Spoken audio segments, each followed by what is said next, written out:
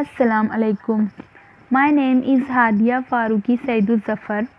I am working in JT Arts, Science and Commerce College for Women Malegaon.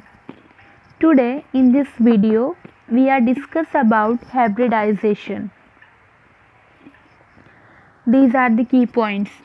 Hybridization, types of hybridization, hybridization process, selection of parent, evaluation of parent, selfing of parent, emasculation, pollination, bagging, tagging, harvesting and storage of F1 seeds and multiplication of F1 hybrid. And last one is the advantage of hybridization. Then first we see definition of hybridization. Hybridization is a major process of producing new crop variety in which two or more crops of unlike genetic constitution are crossed together, or it may be defined as the mating or crossing of two plants or lines of dissimilar genotype is known as hybridization. Hybridization actually it is a process in which we are producing a new crop variety, है ना। अब ये क्या है hybridisation, इसमें हम एक नई क्रॉप वैरायटी को प्रोड्यूस करते हैं। कैसे प्रोड्यूस करते हैं? हम जो पेरेंट को क्रॉस करके नई वैरायटी को प्रोड्यूस करते हैं, वो पेरेंट जो है ये कैसे होते हैं? They are dissimilar in genotype और they are unidentical in genotype. Genotype means the genetic makeup of the individual is known as genotype.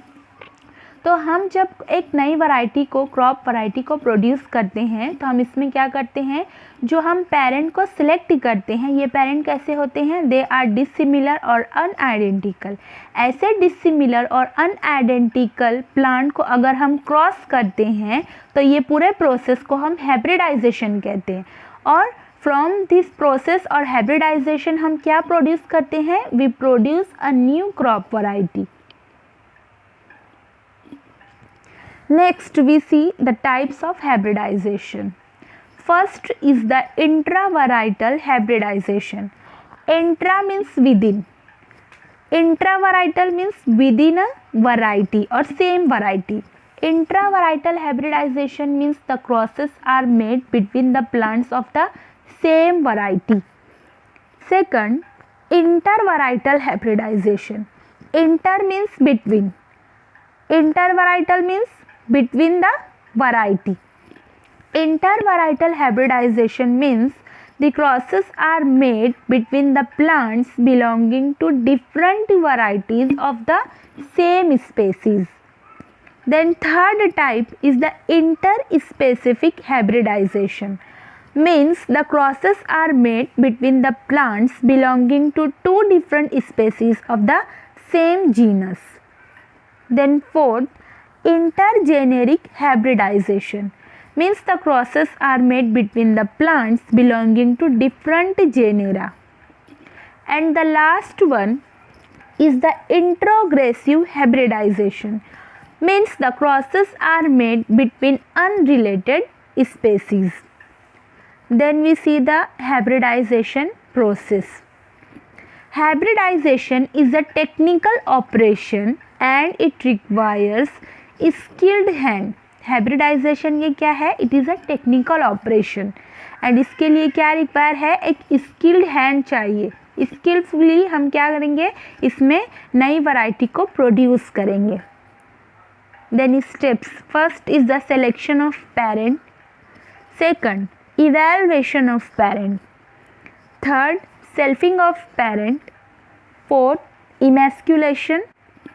Fifth, pollination. Sixth, bagging. Seventh, tagging. Eighth and last, harvesting and storage of F1 seeds and multiplication of F1 hybrid. Then we see one by one. First, selection of parents. Parents should be healthy and disease free. Parents should have all the desirable characters. Parents must be selected from local collection which are supposed to be best suited to the existing condition. अब जब हम hybridisation में parent का selection करते हैं तो इसमें हमको कुछ चीज़ जो है ये ध्यान में रखना पड़ती है. जैसे अगर हम पेरेंट को सिलेक्ट कर रहे हैं तो पेरेंट ये कैसा होना चाहिए, हेल्दी होना चाहिए and disease free. Then parent should have all the desirable character, जो कैरेक्टर हमें नेक्स्ट जनरेशन में या जो हाइब्रिड प्लांट है अगर इसमें चाहिए तो वो सारे डिज़ायरेबल कैरेक्टर हमको प्लांट के अंदर भी प्रेजेंट होने चाहिए। फॉर एग्जांपल डिसीज़ रेजिस्टेंस जो है अगर प्लांट है, पेरेंट प्लांट है, तो ये डिज़ायरेबल कैरेक्टर हुआ। And next, parent must be selected from local collection which are supposed to be best suited to the existing condition. Next step in the hybridization is the evaluation of parents. Evaluation means testing or analysis. The performance of the parent must be tested in the introduced material, particularly for disease resistance, because introduced parent may be susceptible to the new race occurring in the area. Means यहाँ पे क्या है कि जब हम parent को select करते हैं तो हमको इसको इवेलुएट भी करना पड़ता है, हमको इसकी जो परफॉर्मेंस है पेरेंट की हमको इसको टेस्ट भी करना पड़ता है, पर्टिकुलरली किस लिए, डिसीज रेजिस्टेंस के लिए हमको इसको इवेलुएट करना होता है। Next step is the selfing of parents.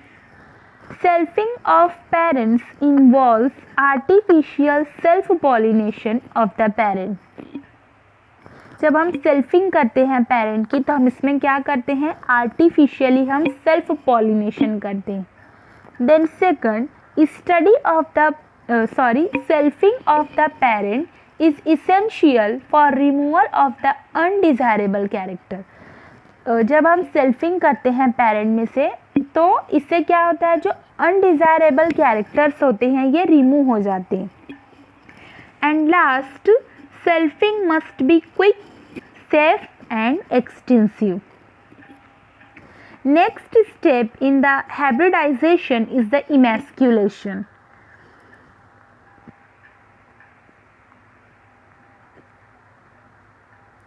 The removal of anther or stamen or killing the pollen grains of the flower without affecting the female reproductive organ is known as emasculation. Emasculation क्या होता है, flower में से हम जो male part होता है flower का, मीन्स क्या होते हैं, जो एंथर्स होते हैं फ्लावर्स के या जो स्टेमन्स होते हैं या जो पॉलन ग्रेन होते हैं, अगर हम इसको क्या करते हैं, रिमूव करते हैं without affecting the female reproductive organ, then it is known as emasculation. The main aim of emasculation is to prevent the self pollination. हम इमैस्कुलेशन क्यों करते हैं, बिकॉज वी अवॉइड और prevent the self pollination. Next, emasculation is carried out before opening of the flower. Emasculation का timing क्या है, हम कब emasculate करते हैं फ्लावर को, before opening of the flower. Stamens of the flower are cut off with the help of scissor, forceps और blade. अब ये जो इमैस्कुलेशन करते हैं हम, तो इसमें हम जो मेल पार्ट होता है फ्लावर का, इसको हम क्या करते हैं, कट करते हैं। तो अब इसको किसकी हेल्प से हम कट करते हैं, with the help of scissor, forcep और blade. And all the instruments are sterilised with the help of spirit to avoid the contamination. Then emasculation के बाद जो स्टेज आती है वो है पॉलिनेशन की। Pollination is carried out in the early morning. Pollination का टाइमिंग क्या होता है, हम पॉलिनेशन कब करना चाहिए, अर्ली मॉर्निंग में। Then next, mature, fertile, fresh and viable pollens are placed और dusted on receptive stigma to bring about fertilisation. Then next, bagging. Immediately after pollination, the flower or inflorescence are enclosed in suitable bags of appropriate size to prevent random cross pollination. जब हम pollination करते हैं उसके फ़ौरन बाद हम क्या करते हैं, जो फ्लावर में हमने पॉलिनेशन किया है या जो होल इन्फ्लोरेसेंस है उसको हम क्या करते हैं, एक सूटेबल बैग से हम उसको कवर कर देते हैं, है ना। एप्रोप्रिएट साइज का जो बैग होता है फ्लावर के हिसाब से हम उसको कवर कर देते हैं to prevent the random cross pollination. The bag is tied at the base of flower और inflorescence. The bag is tied with string, pins or wires. The bags are made up of paper, polythene or cloth. After 2 to 3 days, bags are removed after pollination. Then next is the tagging.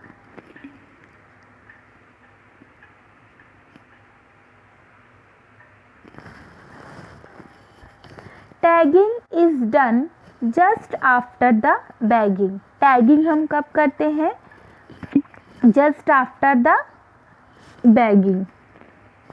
Tags are nothing but the labelling cards. Tags क्या होते हैं actual में, they are the labelling cards.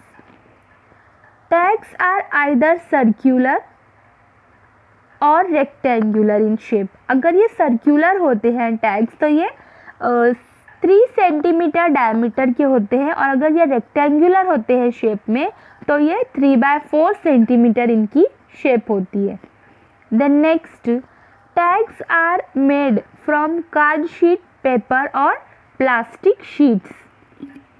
Next, tag is tied with the thread just below the emasculated flower. Following information is noted on the tag.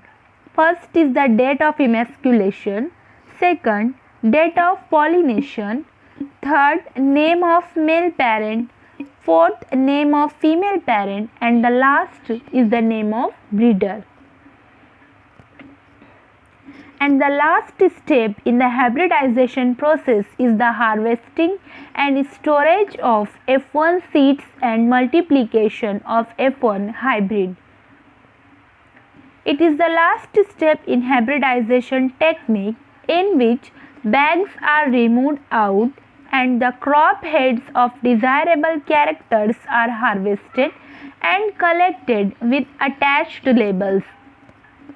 ये जो stage है harvesting की और storage की, ये लास्ट स्टेप होती है हाइब्रिडाइजेशन टेक्निक में, जिसमें हम क्या करते हैं कि जो हमने बैग से कवर किया है बैगिंग में उसको हम रिमूव करते हैं और इसको कट करते हैं। रिमूव करने के बाद जो क्रॉप हेड होते हैं या जो सीड्स होते हैं डिज़ायरेबल कैरेक्टर के, हम इसको कट करते हैं या हार्वेस्ट करते हैं, और हार्वेस्ट करने के बाद इसको हम कलेक्ट करते हैं विथ अटैच्ड लेबल।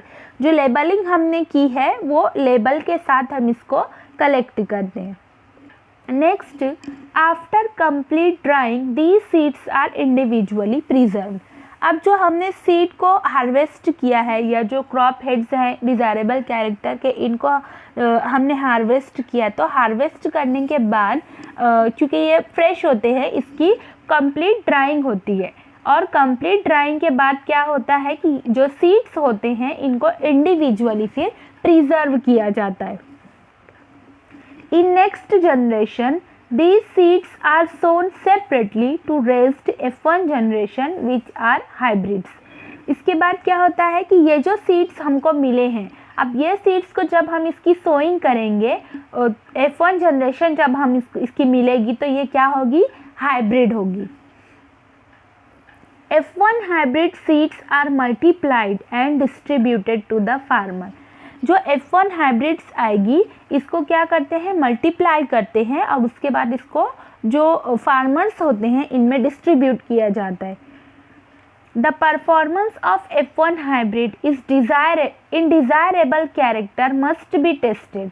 अब जो परफॉर्मेंस होती है F1 हाइब्रिड की, इसको क्या करते हैं, जो डिज़ायरेबल कैरेक्टर इसके होते हैं पहले इसको टेस्ट किया जाता है। जब हम इसकी कंप्लीट ड्राइंग करने के बाद इसको प्रिजर्व करते हैं और नेक्स्ट जनरेशन में क्या होता है कि हमको हाइब्रिड मिलता है, फिर ये जो हाइब्रिड सीड्स होते हैं हम इनको मल्टीप्लाई करते हैं। तो जब हम इसको मल्टीप्लाई करते हैं तो जो F1 हाइब्रिड से हम इसके परफॉर्मेंस को भी चेक करते हैं और टेस्ट करते हैं कि एक्चुअल में हमको वो डिज़ायरेबल कैरेक्टर्स मिले हैं या नहीं मिले, या कितने हद तक हमको वो डिज़ायरेबल कैरेक्टर मिले हैं। तो ये पूरे हम इसको परफॉर्मेंस जो होती है F1 हाइब्रिड की, हम इसको टेस्ट करते हैं। And the last is the advantage of plant hybridization. First, hybrid plants are usually more vigorous and faster growing than other plants. जो हाइब्रिड प्लांट्स होते हैं, जो कि हाइब्रिडाइजेशन प्रोसेस से हम जिनको प्रोड्यूस करते हैं, ये जनरली कैसे होते हैं, मोर विगरस होते हैं, यानी ज़्यादा हेल्दी होते हैं, and faster growing than other plant, और इनकी जो ग्रोथ होती है ये फास्ट होती है as compared to other plant. Then second advantage is the hybrid plants are of highly improved quality.